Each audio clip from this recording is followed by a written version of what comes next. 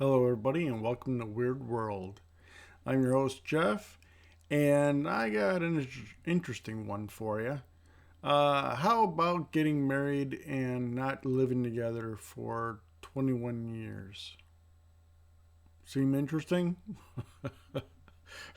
Well, it got that way. Here, let's talk about it. All right.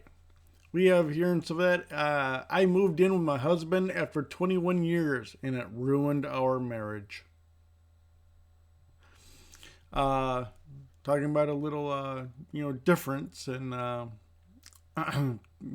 marriages. But, hey, it seems like there's two's a crowd, apparently. A woman who finally decided to move in with her husband after 20 years doomed their marriage. Claire Burke, 55, and her husband, David, 49, even shared a child together. Shared? How do you share a child together? Uh, but lived apart in separate houses, touting it as a secret to the spark in their marriage. But buying a house together and living under the same roof after 2 decades might have been in the nail in the coffin in their relationship. I went from running my own home and keeping it tidy to all of a sudden feeling like nothing but a cleaner. Claire from Weatherby, whatever, told Cater News, I got so stressed about leaving dirty clothes laying wherever he had taken them off. It's just funny. Where he was taking them off and just leaving them there, I guess. Leaving stuff on the dining room table. Black rings around the bath. Ooh, black rings around the bath?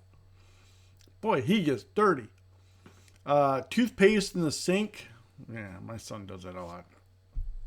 And leaving his gym equipment. Uh, okay, I guess just leaving his gym equipment around. Uh, More a house cleaner than a partner, Claire grew tired of constantly picking up after her husband. Their solution to the tension? Splitting the house in half. Now they sleep in separate bedrooms and even watch TV separately since they can never agree on what to watch anyways. It caused a lot of tension and we had stern words about it on several occasions. But after a while, we have decided to accept this as just the way when I have decided to accept it, this is just the way he is, Claire said, noting that even sharing a bed just didn't work. Sharing a bed didn't work? Okay. We also tried sitting in the lounge every evening and watching TV together. But it wasn't comfortable and we could never agree on what to watch on TV.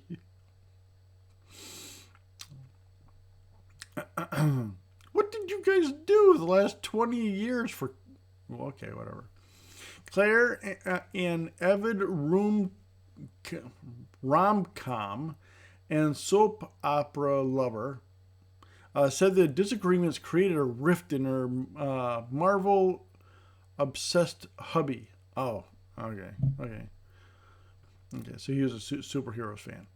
Before deciding we would just spend our evenings apart, we'd make a rule that if we decided to watch something, we had to give it 10 minutes and one of us wasn't enjoying it, then we had to let the other know. We just discovered that we didn't have anything in common when it came to that and found it was spent if we just had different places in the house where we could unwind and watch TV. I guess it was found that it was fine if we had just different spaces and blah, blah, blah. Okay, that's interesting. But even sharing closet space divided the pair, as Claire struggled to have even a wardrobe all to herself. OMG. I guess that is their son. Their, well, it doesn't say that, it just says their shared child. Whatever that means. It was very hard trying to reduce the number of clothes I had to be able to share the wardrobe with David. When he did attempt it,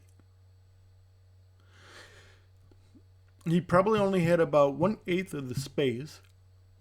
He hardly had room to look through his shirts.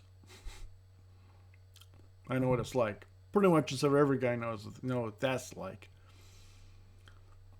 Now they each have their own wardrobe spaces and sets of drawers, allowing them to spread out more comfortably.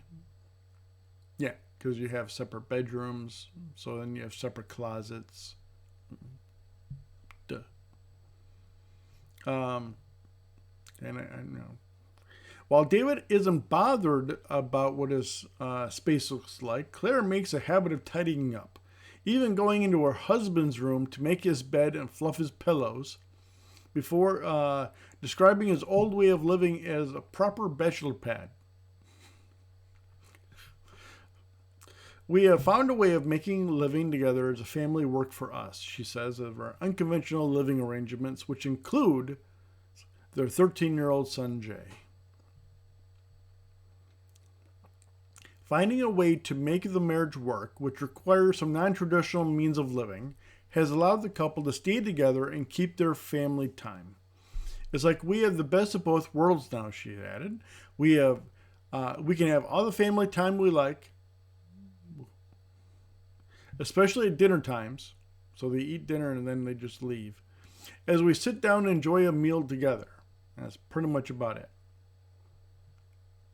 While Claire is scared stiff that the two would lose the spark they meticulously maintained while living apart, like your stomach doing flips when he arrived at her old home to see her, the pair is still as in love as ever.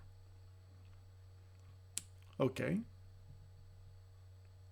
But we are still very much in love and even decided to renew our vows last year, as we have been together for 21 years. Congratulations. If anything else, that's what matters.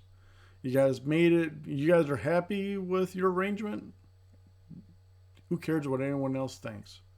Our living arrangements may not be conventional, but they were for us, and we have been so happy since adapting how to live under the same roof. Well, congratulations, and to 20 more years. So yeah, it's a cute little whatever, an oddball one also. When you're married, but yet you spend the first 20 years of your marriage living in different places. Not because of anything in particular, but just because, well, you didn't want to live together.